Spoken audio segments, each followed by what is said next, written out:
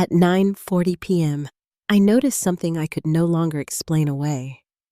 My husband Rob had come home late again. His jacket hung lazily on the chair by the door, the same place he always left it. But that night when I reached to hang it properly, a faint trace of perfume clung to the fabric. It wasn't mine, and it wasn't anything I'd smelled before. It was sweet, unfamiliar, and it wrapped around me like smoke, filling the room, choking me with quiet questions I didn't want to ask. The house was silent, but not peaceful. It was the kind of silence that made every sound louder. The clink of his glass in the kitchen, the shuffle of his shoes across the hardwood, my own heartbeat echoing in my chest. I told myself not to jump to conclusions. After all, this was Rob, my husband of 22 years, the man who had built a business with me from nothing, the father of our son. We had built a life together, a business, a future. Surely I could trust him. But trust, I would soon learn, can break long before it shatters. Before that night, I thought I knew exactly who I was. My name is Maggie Hayes. I'm the founder of Hearth and Harvest Catering, a business I built in my kitchen 2 decades ago with nothing but a few recipes, a borrowed mixer, and endless determination. I started with small church events, grew into weddings, and eventually landed corporate galas worth over $100,000 a year. Rob had always been the public face of our success, charming, confident, the one who smiled at clients and sealed deals. But behind the curtain, it was me, my recipes, my nights spent over spreadsheets, my hands burned from ovens and chopping boards. Still, I didn't mind his spotlight. I believed in partnership and shared dreams. That belief would be my undoing. Our son, Luke, had recently married a bright young woman named Emily. She fit in effortlessly, calling me Mom, helping in the kitchen, laughing over wine, as though she'd always belonged. Watching them together reminded me of the early days of my marriage, hopeful, unguarded, full of promise. I told myself that whatever distance I had begun to feel with Rob was just the natural drift of years, the comfort of routine. But routine, I would soon discover, can disguise decay. The next morning at 6:30 a.m., I found the first crack in the story. In Rob's jacket pocket was a receipt from a restaurant in Austin, not Fort Worth, where he claimed to have been for a client meeting. The timestamp matched the night before. I stood there in the laundry room, the hum of the washer filling the silence, staring at that small slip of paper like it was a confession. I told myself there had to be an explanation, maybe a detour, maybe a mistake, but the perfume still lingered. When I reached again into the pocket, my fingers brushed a folded parking stub Austin downtown. I pressed my lips together to keep from trembling. The house felt suddenly foreign, like I was standing inside someone else's life. I didn't confront him that morning. I simply folded the receipt and stub into a manila folder, slipped it into my desk drawer, and told myself I was being cautious, not paranoid. That was the day I began documenting. Quietly, methodically, as if preparing for an exam I never wanted to take. I didn't know it then, but that decision to believe the small unease in my gut would save my life. Days passed in uneasy stillness. Rob went on with his usual routines, charming clients, leaving early, coming home late, always smelling faintly of cologne and something else beneath it. I told myself to breathe, to trust him. But trust, once cracked, never sounds the same again. I began testing the story myself. One morning, as I stirred a pot of broth for a client tasting, I set the phone on speaker and called a vendor Rob claimed to have met in Fort Worth that same night. My voice was steady, but my pulse thundered. The vendor's hesitation was unmistakable. His words stumbled over themselves, too careful, too delayed. That pause said more than his explanation ever could. That evening, I reached out to an old client, Nora, who now worked in corporate compliance. She listened quietly as I explained my unease, never once calling it paranoia. Instead, she emailed me a simple checklist, a guide for catching financial deceit, duplicate invoices, inconsistent transfers, unexplained expenses, mismatched dates. It was meant for corporations, not marriages, but betrayal has the same anatomy no matter where it hides. I spent the next few days combing through invoices and contracts. At first, nothing. Then small irregularities. Payments listed twice vendor names I didn't recognize, transfers made on weekends. I jotted notes in the margins, steam fogging my glasses as I worked over the kitchen counter where I once baked pies for family dinners. My kitchen had turned into a war room. Then came the discovery I hadn't expected. While using our shared tablet to check orders, I noticed an unfamiliar email account tucked discreetly in the corner. When I opened it, my stomach dropped. It was Rob's, but not the one I knew. Dozens of messages had been forwarded from his main inbox: contract drafts, lease documents, and a notary appointment marked urgent at 3:00 p.m. The subject line read, "Fast-track transfer vendor handover and property shift." I stared at the screen, reading it again and again, until the meaning finally sank in. This wasn't about another woman. It was about my company, my livelihood. He was shifting ownership, transferring assets, preparing to erase me from the business I had built.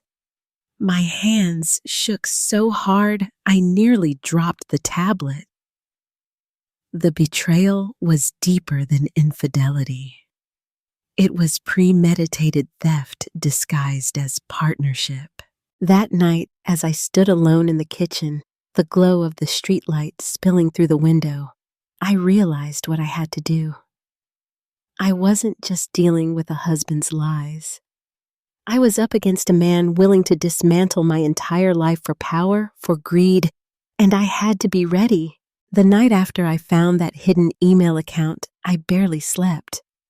Every time I closed my eyes, I saw his name beside hers, Rob and Emily stamped across contracts, payments, and calendar invites. My breath would catch halfway through my chest, as if the air itself had turned against me. It wasn't just betrayal anymore. It was conspiracy.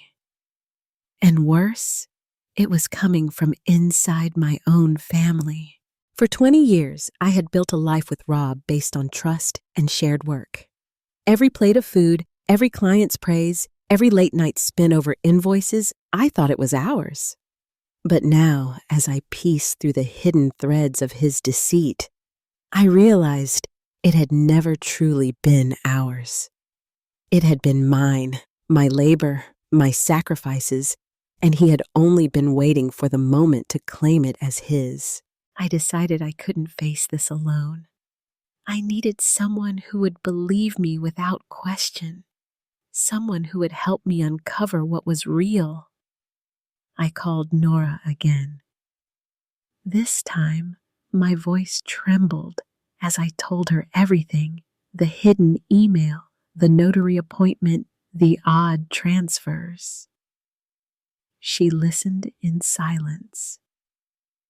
When I finished, she exhaled softly and said, "You're not crazy, Maggie.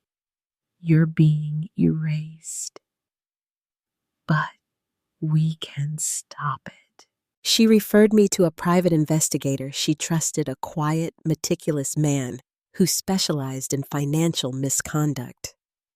I met him in a small cafe 2 towns over, my hands wrapped around a coffee cup I didn't drink from. When I handed him copies of the documents, he didn't flinch. He nodded once and told me to give him a week. Those days dragged like years. I moved through the house pretending everything was normal, dinner on the table by 600 p.m., polite conversation laughter that felt rehearsed. Rob would glance at his phone between bites, the blue light flashing across his face. He thought I didn't notice the tiny smirk that followed each message. I did, and I memorized it. When the investigator called, I was in the garden trimming rosemary for a client order. He told me to sit down. I did right there on the damp grass. His voice was steady, careful. "It's not just about the business, Maggie," he said. "It's personal." The words didn't make sense until I saw the file myself. Photos, bank transfers, emails, text messages, all pointing to one truth so grotesque that my mind rejected it at first. Rob wasn't just cheating. He was cheating with Emily, my daughter-in-law, my son's wife. The air left my lungs. My eyes blurred as I stared at their faces. Rob's hand resting over hers across a restaurant table. His head bent close, their smiles private and smug. I flipped through the images, each one worse than the last, until I couldn't see any more. My heart clenched so tightly I thought it might stop. Emily, who had stood beside me in my kitchen laughing as we decorated cakes. Emily, who had called me Mom.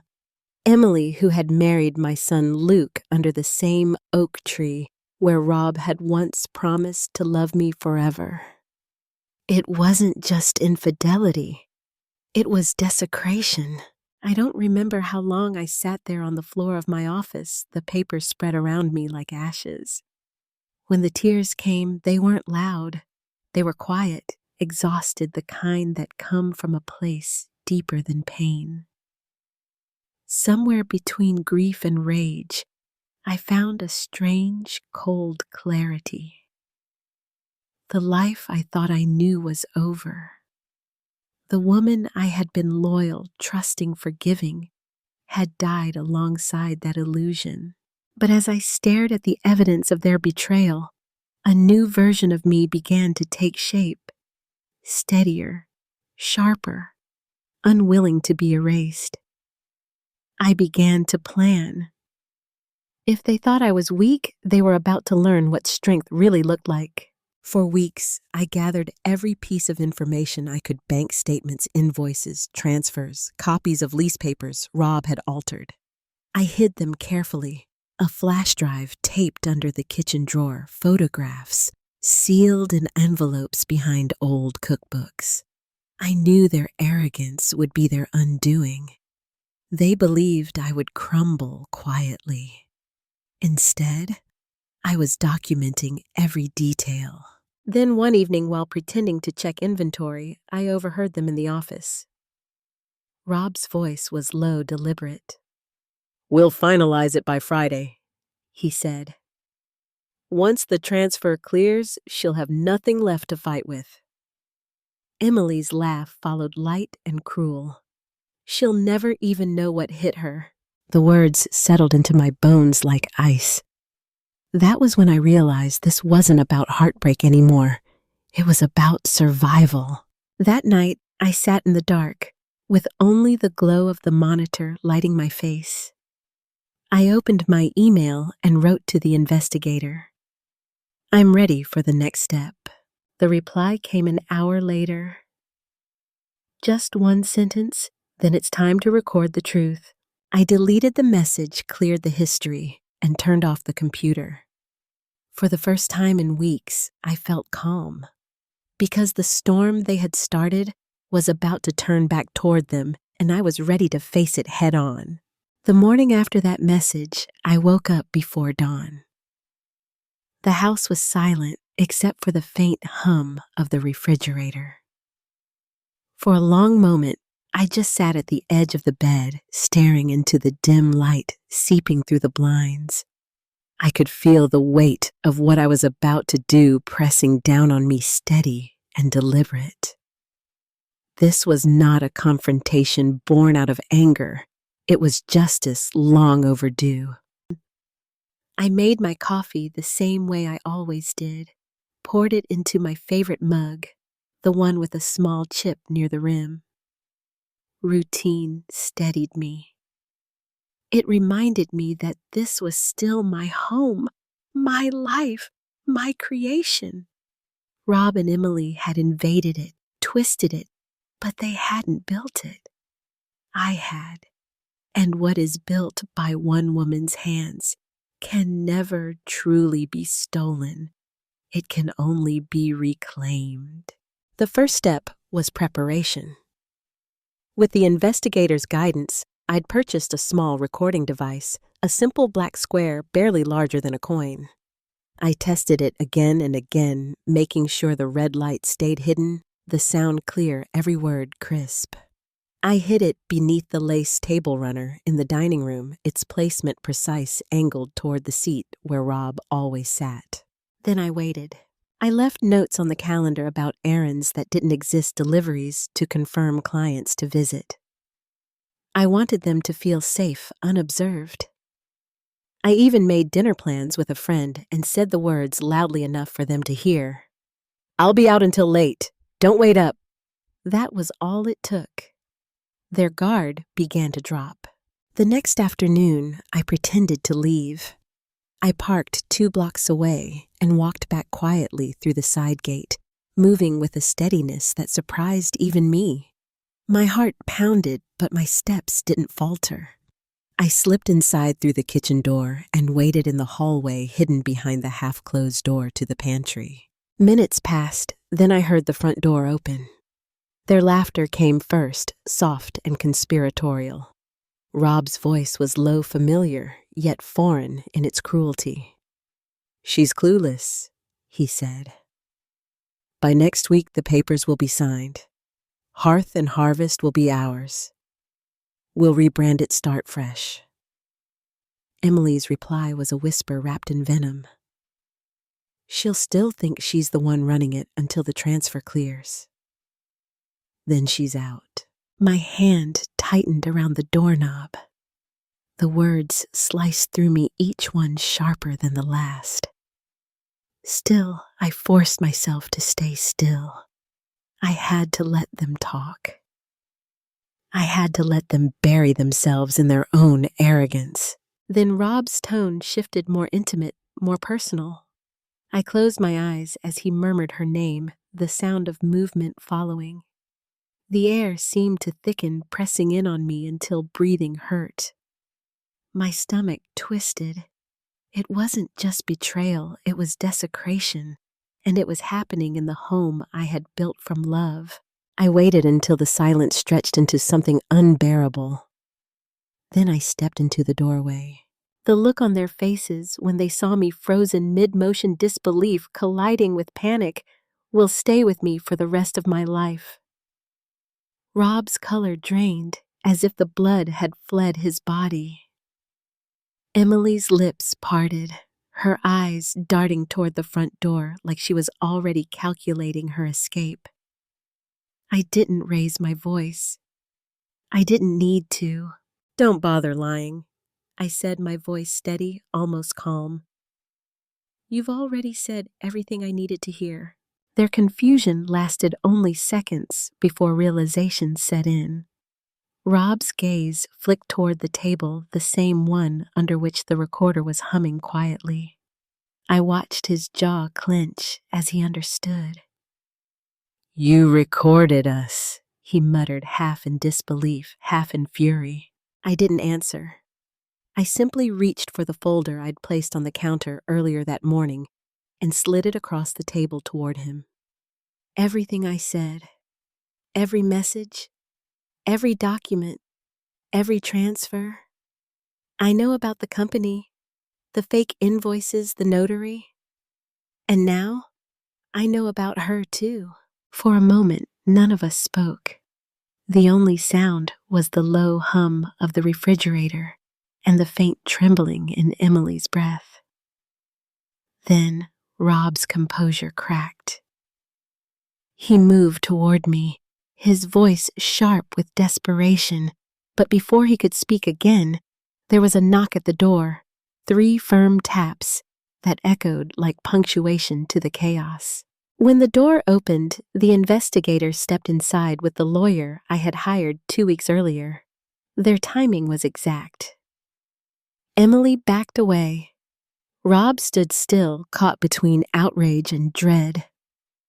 The investigator nodded once at me, then turned to Rob.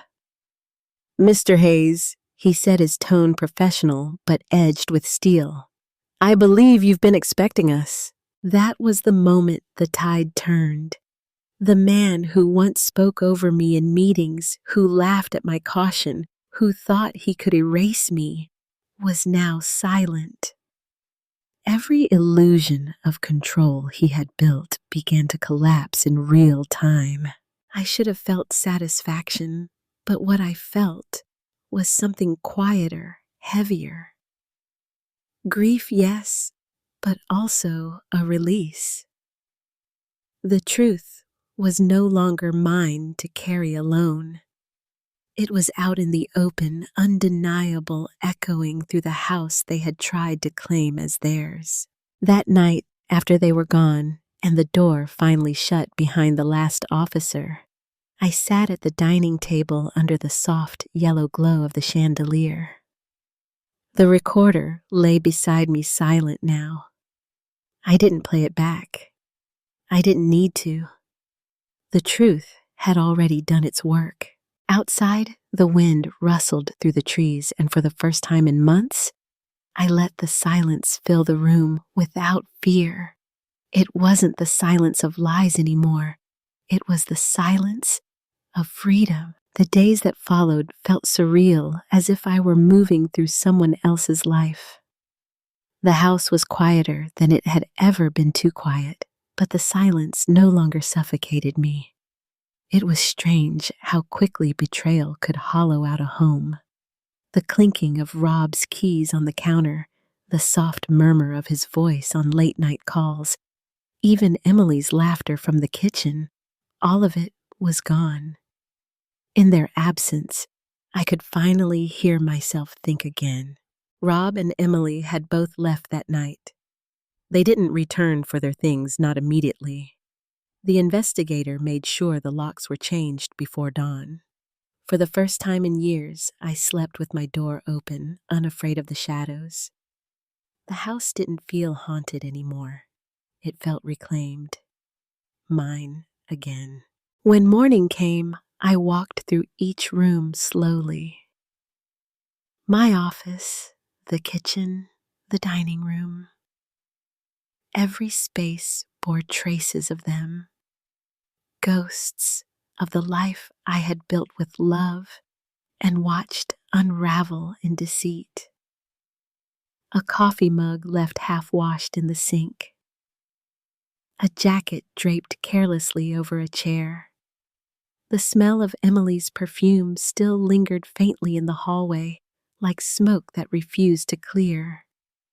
But with each step, the ache dulled a little. I wasn't looking at ruins anymore. I was looking at a beginning. The legal proceedings moved quickly after that. The evidence spoke for itself. Emails, recordings, contracts, all neatly organized in folders the investigator handed to my lawyer.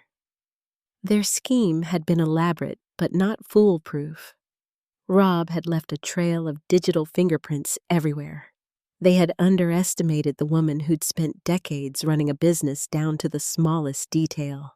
Precision had always been my gift, and this time it became my shield. In court, Rob looked smaller than I remembered. His once polished confidence had crumbled into something brittle. Emily sat beside him, her eyes hollow, her smile gone. Watching them try to explain away the lies was almost unbearable. I didn't gloat. I didn't interrupt. I sat quietly, my hands folded in my lap, letting the truth dismantle them piece by piece. When the judge finally ruled, the words felt heavier than sound. The company, the house, every asset I had built secured in my name. The fraudulent transfers reversed. Rob stripped of control, Emily barred from access. They were left to face the consequences of their choices. And as the gavel struck, the sound didn't feel like punishment. It felt like closure. Afterward, I walked out of that courtroom into the cool Portland air. The sky was overcast, pale gray, but to me it looked like dawn. The weight that had pressed on my chest for months lifted. I hadn't just survived the storm. I had walked through it and found solid ground on the other side. Still, peace didn't come overnight. At home, I faced the harder part, learning how to live in the aftermath. Nights were the worst. I'd sit on the porch with a blanket over my shoulders, watching the wind move through the trees, and feel the ache of everything I had lost. The marriage, the trust, the family I thought I had. Sometimes I'd whisper his name, not out of love, but out of disbelief that the person I'd once trusted with my life had been capable of so much cruelty. Yet slowly, the emptiness began to shift into something else, clarity.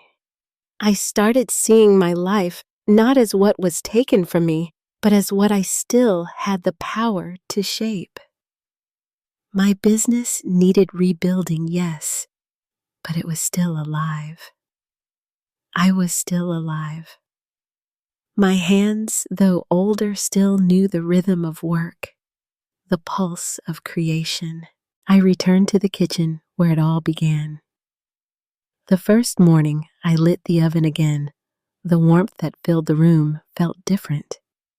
It wasn't tied to anyone else's approval. It was mine alone. I baked a simple loaf of bread, golden crust, soft center, the smell of home rising like memory. As I pulled it from the oven, I realized how symbolic it felt. Bread takes time, patience, faith, all the things betrayal tries to steal from you. Word spread quickly through my old clients that Hearth and Harvest was back this time under new management, mine alone. Within weeks, orders began returning. Small at first, then steady. My kitchen was alive again with the sound of whisks, the clatter of pans, and the hum of renewal. It wasn't just about the business anymore. It was about reclaiming the pieces of myself I had once handed away too freely. For years, I'd believed love meant sacrifice, that to care deeply, I had to give completely. But standing there in my kitchen, hands dusted with flour, I understood something I never had before. Giving doesn't mean disappearing. You can pour your heart into others without losing your name, your dignity, your worth. The past still visited me in flashes. Sometimes I'd wake at night thinking I heard their voices in the hall, or catch the echo of a memory so vivid it felt real. But instead of fear, I felt gratitude, because every scar they left behind had become a reminder of how fiercely I had fought to reclaim my life. Weeks later, Luke came by.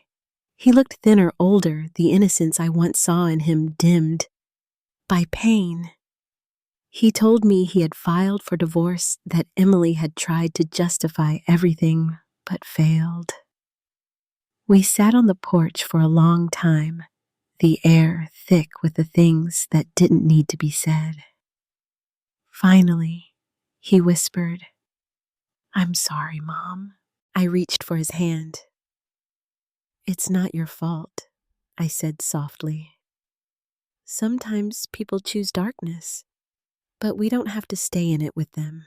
He nodded, tears slipping silently down his face. That moment, fragile and raw, felt like the first seed of healing planted between us. When I look back now, I don't see myself as a victim. I see a woman who faced the worst kind of betrayal and refused to let it define her. Love betrayed me, but it didn't break me. Trust was shattered, but dignity endured. I learned that resilience isn't loud, it's quiet. It's in the steady breath after crying. The decision to stand when sitting feels safer. The courage to bake bread in a kitchen that once held lies. If my story has reached you, let it remind you of this betrayal might wound you, but it can also awaken you. You are never powerless, even when others try to make you feel small. Strength is built in silence, and healing begins the moment you decide you deserve peace more than you fear loss. Thank you for listening to my journey.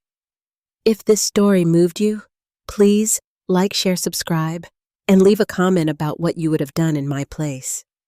Because sometimes sharing our truths helps someone else find theirs.